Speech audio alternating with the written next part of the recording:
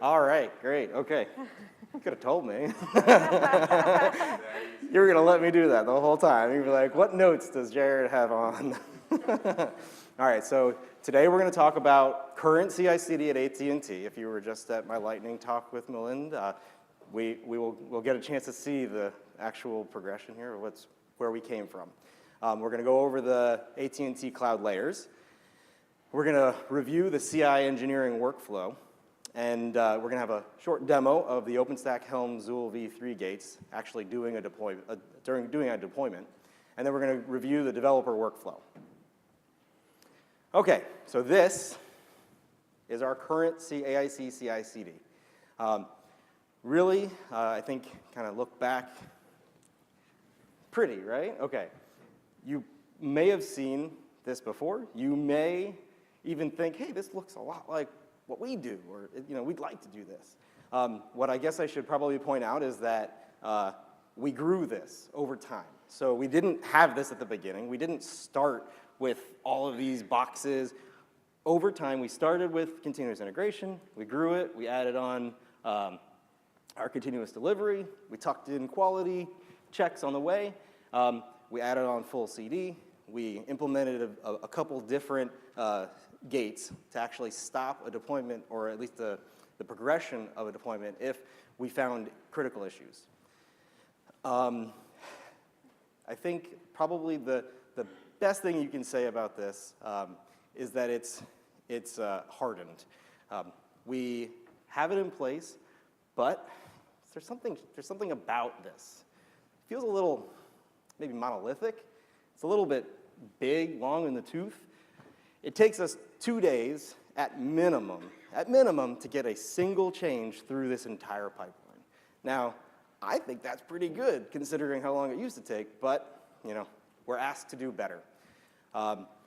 What else do you see? Take a look. Anything interesting? Well, it seems kind of internal. Why do I have to go to somebody and say, well, sorry, you can't deploy like I do because you don't have my hardware, you don't know my reference architecture. This is very much an internal deployment. Now, could you do it? Sure, I think we have a lot of information out there. But this is an internal deployment. And then last, it's not very developer-friendly in the sense that I can't take my laptop and deploy the same exact way. We have made modifications. We support through AVT, which is a virtual or emulated environment. But it's not going to get a developer to the point where they can spin up on their own inside of a single node. So I think probably the best you can say is that it's gotten us a very, very stable pipeline that we needed for AIC to actually get deployed into production. Continuous integration through automated code reviews, and then continuous deployment through full CD. And now, I'm going to hand it off to Pete to review the overview of the AT&T cloud layers. Thank you. Okay, so we sort of had existing cloud that had been running for some time, and we really had quite a nice opportunity to take a step back and look at how this could develop in the future. So one of the major philosophical changes we made when we were designing our new platform, which we termed cLCP, is to no longer view OpenStack as the application, but as part of a larger flotilla of applications that serve many, but not all of the needs of a telco operator.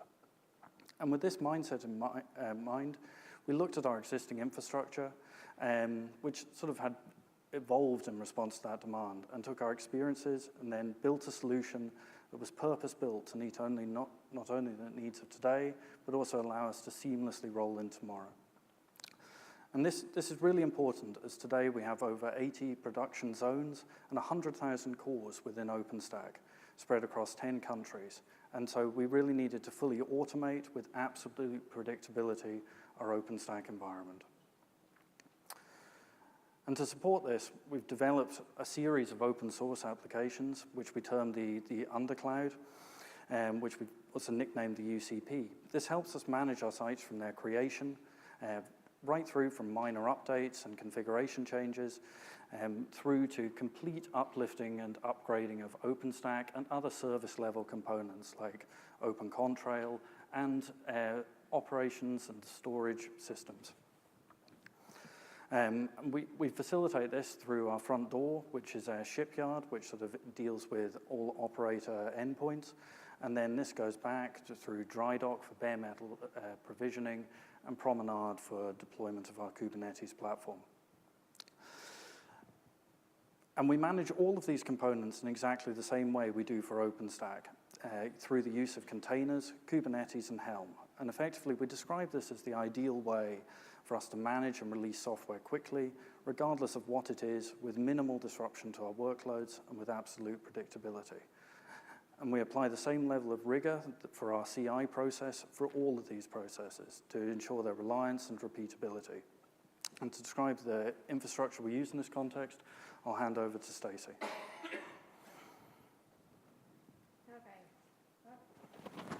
I don't know if it's working. Is it okay? There we go. Okay, so now what are we doing today internally for our CI/CD?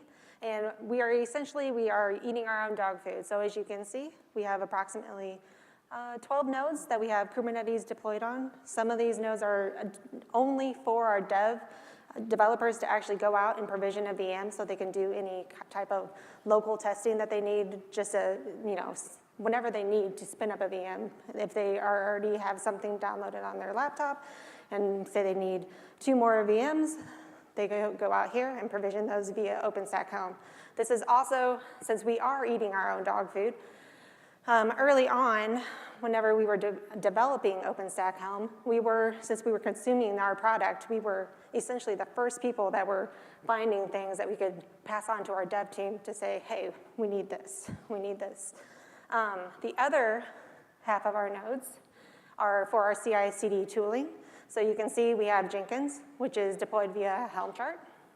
And then we have a containerized Artifactory.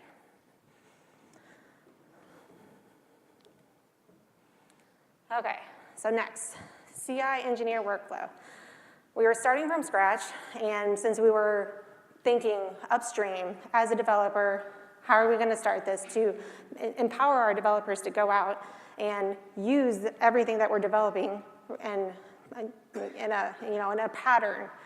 So what we came up with, we are using Groovy along with Jenkins files. So whenever we say we're going out and looking at OpenStack Helm, we have approximately 28 charts in there. We don't want to go out and create 28 Jenkins files, right? So what we've done is we have one Groovy file, iterates over a Jenkins file, creates all of our pipelines in the exact same manner. So whenever, say, we want to introduce some type of new testing stage into our pipeline for our charts, we are not going out and updating all 28. We're updating one Jenkins file. And at that point, just like any other development workflow, a patch set is put into Garrett. It triggers our C Groovy job. It creates all 28 pipelines with that new change. We test it, verify that everything's working, and then once we do our 2+2s of our code reviews to verify that the quality is up to our standards, it's merged into our master, and our Jenkins production picks up those changes and creates all those pipelines for us. So that's what's going to be used whenever the developers go out, put in a patch set, it triggers that pipeline, and when it's immediately tested. One of the things that we're doing today that's different than upstream is a full suite of Raleigh tests. And the reason why that we're doing it internally is because the resources for Raleigh are usually taking 2.5 to 3 hours to run the full suite. So since we have that hardware, we are running that to verify that everything is working together. Okay, so next.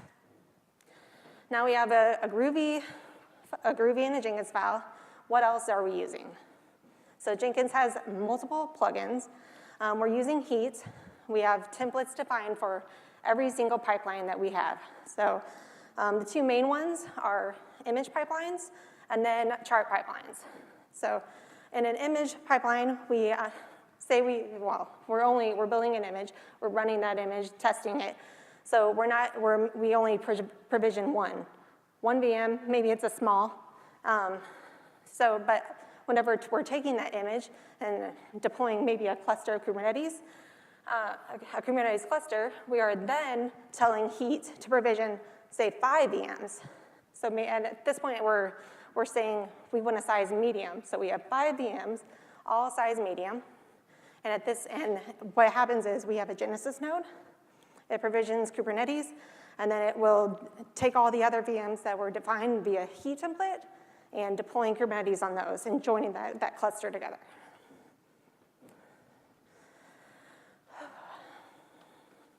Okay, so the cluster's up. We are using SonarBuoy for conformance tests. And what that's doing is saying, is our cluster up to Kubernetes standards, validating everything's good.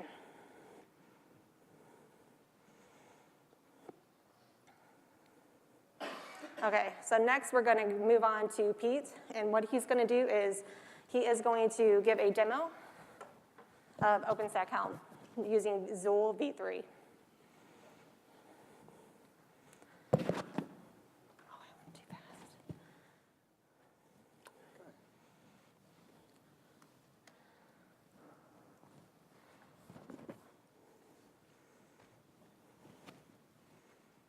Sorry, it's very hard to find a mouse on the screen. You were over the taskbar. Okay, so while I'm sort of setting the scene, just let me take a moment. I'll try and launch some things in the background.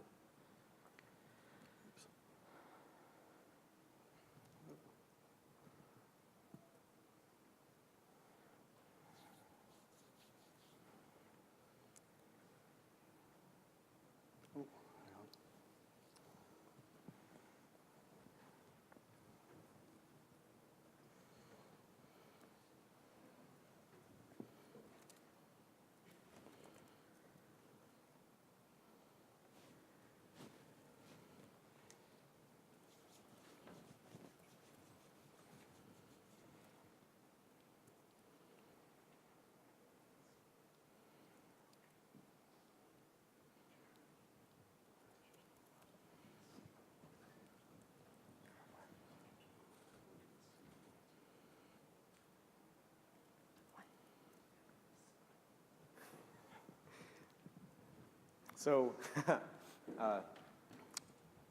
Okay, sorry about that delay. So one of the sort of most exciting things about this work we've been doing with cLCP, from my perspective, is really fully embracing this open source upstream first mentality to development, and the rapid pace of evolution that we can sort of really get with this approach.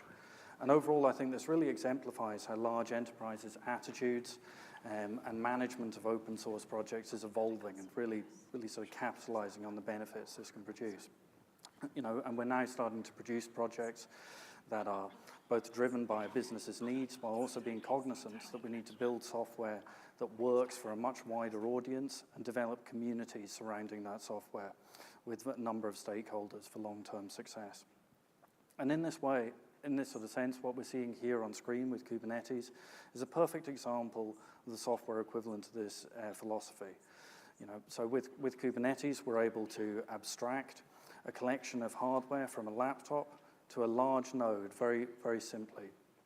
And this totally changes the game for sort of software development of applications such as OpenStack, where traditionally you've not been able to develop using the same sort of code base that you have going into a production environment as you have going into your development. So now we can run the exact same code on a laptop as we can in our real production sites. And it's been really interesting to see how this sort of affects the cadence of our development and testing. So if we sort of zoom back out and have a look at what's going on here on screen, I launched a copy of our Zool v3 gating environment on my laptop, which is now running forward, and is just waiting for some of the components in the OpenStack namespace to be ready. So it's in the time that this demo has been running, it's set up Kubernetes, it's set up Ceph, and it's now moving forward to getting Keystone, MariaDB, Horizon, and other aspects installed. And this sort of really allows us to iterate incredibly quickly through what we're doing, both upstream, and by the time we push work to the upstream gates before they're consumed internally by our organization, have real confidence in the code that we're pushing there. And also check that we can do things like upgrade in a very seamless fashion. And in a minute or two, this deployment should actually finish, where we'll start running a very basic series of smoke tests on what's going on. So we'll bring up a VM, a network, and check that we can SSH into that. And these are all available in the community, right? Yeah. That's pretty cool. So all of these tools that we've built are out there either in GitHub for AT&T ComDev or in OpenStack Infra for some of the other components. So if you're wanting to get involved in these projects, you can very easily bring them down yourself, and it usually takes a developer around about 20 to 25 minutes going from cloning the repo to having OpenStack Helm up and running. And you deployed that on your own laptop, right? At the moment, I'm actually cheating, and this is this is being deployed on EC2, okay. And then I've got another setup that I'm partway through deploying on my laptop, okay. which we can actually have a look at just now. Excellent, excellent. This would have taken us probably 6 to 12 hours to get running inside of our original pipeline, and I think just the actual the change in time, the fact that a developer can do all of this on their own without having to engage anybody else to help them out is pretty impressive. Yeah, and it means we can very sort of quickly get an idea about what's going on in our system, get an idea of the cluster state of individual components, have a look in at what's going on with individual containers that make up part of our deployment, whether that's critical components of our storage infrastructure such as Ceph, where we can get the logs and dump those out. Or if we're doing development work prior to pushing this up into our CI system, we can then very quickly sort of get into a shell and see what's going on there. But this, this really sort of changes how we're pushing stuff out. Okay, I think with that sort of can hand back over to Stacey with what happens after we've pushed something up to Garrett. So yeah, switch the. Yep.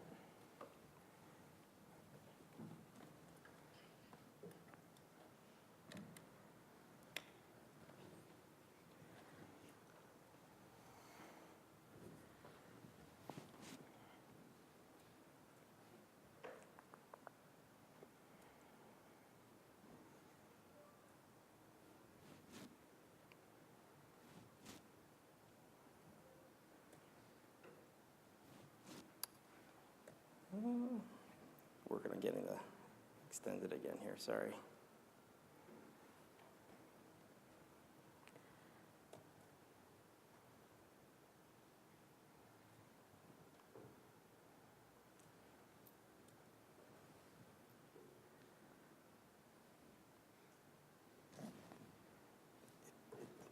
It's not switching over, so do you have your laptop open? What? Do you have your laptop open? That's close. I can unplug, replug.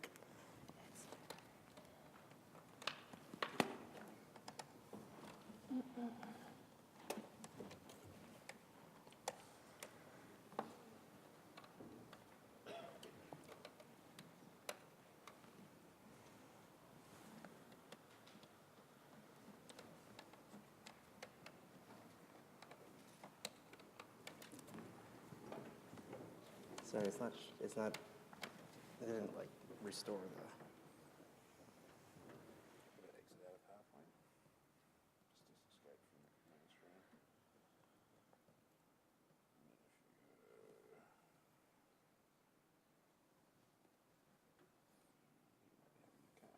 Yeah, it does not like that I unplugged and then replugged it. I'll have to reboot it if it's frozen. No mouse or anything. Try to pull that. And then just do a reboot. And then it should restart again. And then plug it open.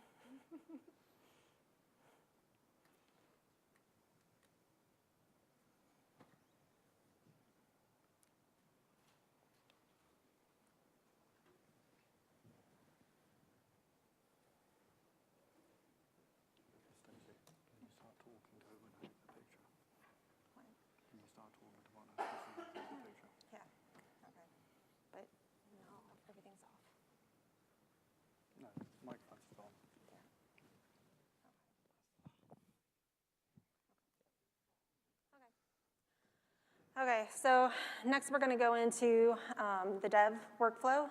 As Pete was describing, since we're upstream and everything can be done on your developer laptop, they're going to go in, they're going to make their changes, they're going to test locally, and then once they're ready to actually submit a patch set, it goes up to GitHub. Once it's in GitHub, it triggers our Jenkins pipeline. And again, it's going to go through all of our tests, verify everything's good. It's going to deploy. At that point, we send GitHub a +1. It's just as a non-voting gate. Once you get the 2+2s on your code review and you workflow +1, at that point, it merges into the master. Again, once you merge into the master, our Jenkins pipeline is set off again, triggers again. So it goes through the exact same workflow. The only difference here is we are going to version it using semantic versioning. So we have a major, a minor, a patch set, and then we use the Jenkins build number as our unique number, and it will publish it to Artifactory. Once we publish to Artifactory, we have a manifest, a deployment manifest that is going to tell our undercloud that we now have a new version of a component, and now it's ready to deploy.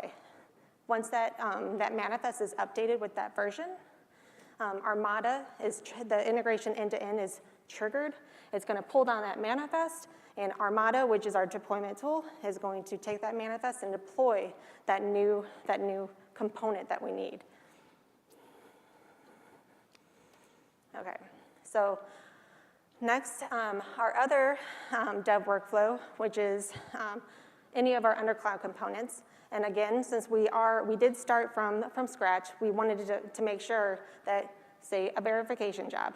Whenever someone puts in a patch set, we want to hit one verification job, and that's the only job the CI person is going to have to maintain.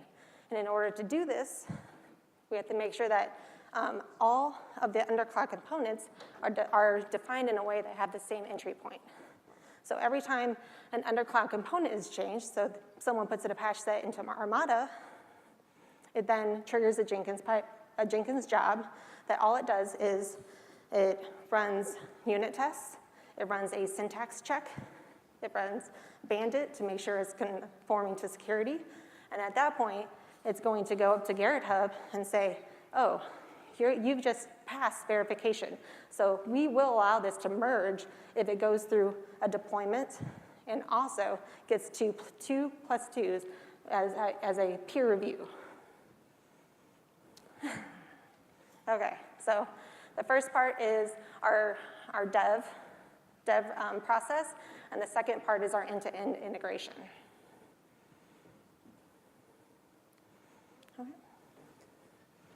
And I think what's really worth highlighting here, as sort of Jared was touching on earlier, is that by taking this process where we have two distinct pipelines that run through, we can get down to verifying that something is worth putting into our full integration test within about an hour.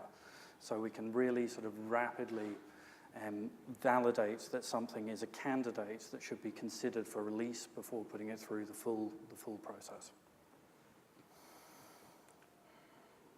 Okay. So you might be interested in learning a little bit more about, how do I get involved? How do I do this? So you can come to the workshop. They're going to be having tomorrow at 11 in the Sheraton second floor back bay room, ballroom. I guess I don't even know where is the Sheraton. We'll have to go look that up. I have not been there. But our intention in that workshop is we're going to introduce sort of some of these components. So the first stage of it will be setting up the initial gating environment so that you have Kubernetes and Helm ready to go, along with all the appropriate repos checked out.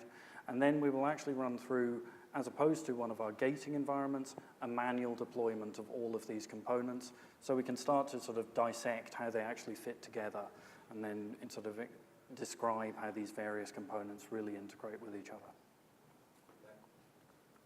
That's the slide from Boston. That's what I was wondering. I was like, I didn't think there was a Sheraton here I because think you did a bad copy and paste. Yeah. we will find out where that workshop's going to be. And Level 4 is 4.1. 4.1. All right, 4.1 at 11. 150.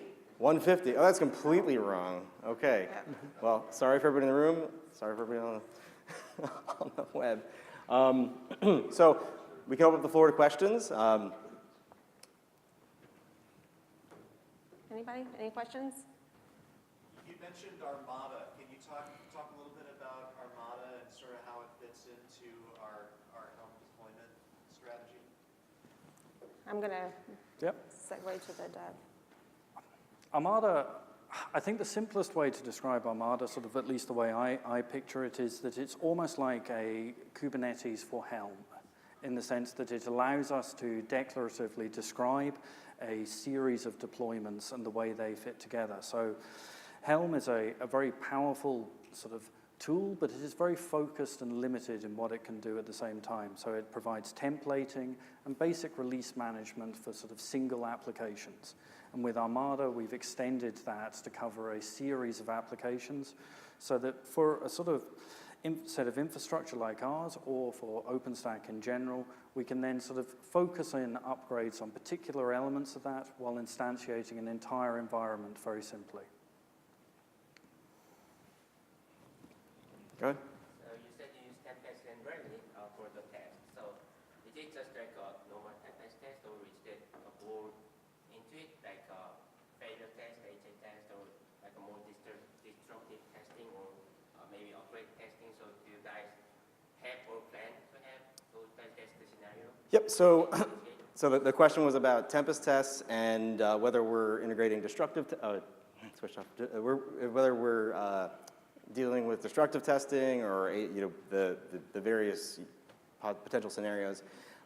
So in terms of the overall approach, we're using the upstream Tempest tests. There's what's called the Aqua framework, or the automated quality, AIC quality automation, and that's actually what we're going to be integrating into the overall pipeline. In terms of destructive testing, and in terms of, I think there's definitely some work there. I know that we're part of the conversations, and it's not the critical path. It's not the first thing we're doing, but it's definitely on the roadmap. Although that destructive testing is coming in our development workflow as we are starting to experiment with tools like KubeMonkey, which is sort of very similar to Chaos Monkey from Netflix, and a whole series of other testing scenarios that we are still to formalize as part of this testing regime, where we remove nodes from the cluster, both as part of planned outages, but also simply yanking the plug and seeing how things react to that. And then it's one of the big advantages we're sort of trying to capitalize with Kubernetes, is making these applications effectively as stateless as possible.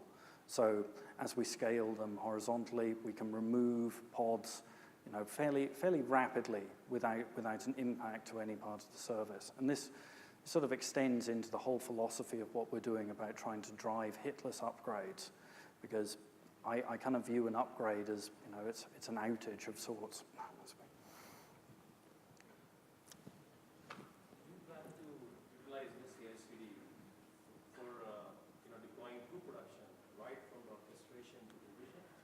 Yeah, so the question was, do we plan to use this to deploy all the way through to production? And the answer is yes.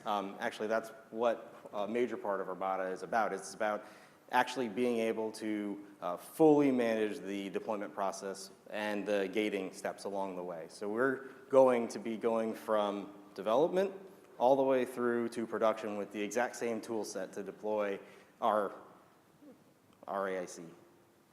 So, yes? How much of this pipeline is common to other application developers within AT&T? Like how much, obviously the tests themselves are OpenStack specific, how much of the overall pipeline is specific to this particular? So the question is, how much of this OpenStack pipeline is common to other AT&T development shops?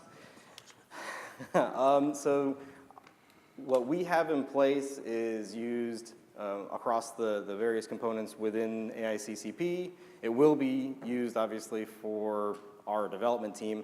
I don't know of anybody who is using it today, but I know we have regular meetings internally getting it used.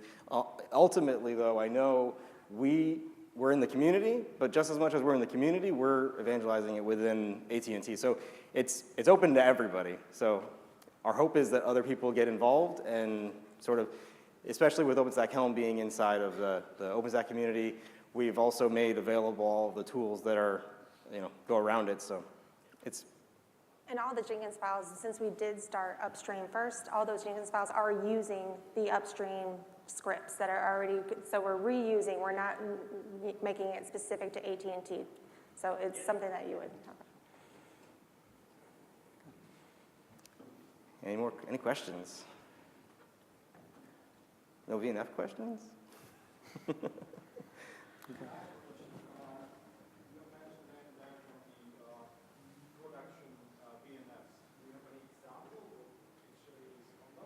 So the question was about whether, so we mentioned production VNFs and whether we had any examples. Yeah, if you have any example what you're hosting on the VNFs. Oh, what we're hosting in the VNFs? I don't have any idea. I know that there are samples out there, and we're looking to work with the OPNFV community to have sort of representation that we can take down, that anybody can take down and actually run against their deployments. But we don't have any examples. Thank you. Okay.